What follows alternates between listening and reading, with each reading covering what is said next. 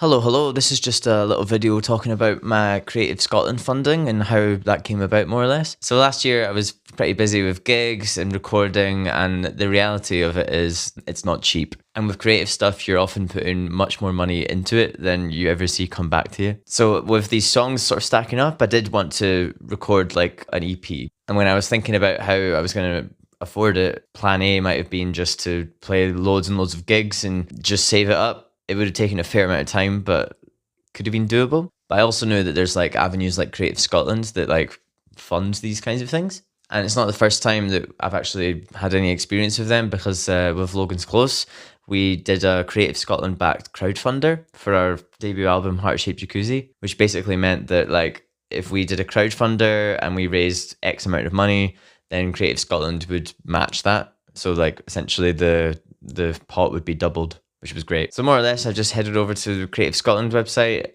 They've got the open fund for creators, and you can choose like different bands of funding depending on what it is you want to do. And then it's just a case of filling out the form that they've provided for you. There's a lot of detail there, and it has a lot of walkthroughs and stuff to help you kind of shape your application to fit their criteria. So most importantly, I think they just want to see that you've clearly thought through what it is you want to do, and you set out all the costing and you set out the dates and the times and show that you've got a really strong idea of like how this is going to happen. And that way they feel like they're going to be given this award to safe hands. So I sent off my form, and after about 10 weeks, I got a message back saying that it'd been successful. And it's really great because I'm not really sure how I would have been able to do this EP otherwise. Certainly not at the start of the year. I mean, we'd probably be looking at the end of this year, if not next year. So that's like amazing. And also what's great is because like as it's Creative Scotland, they do prefer to see projects that are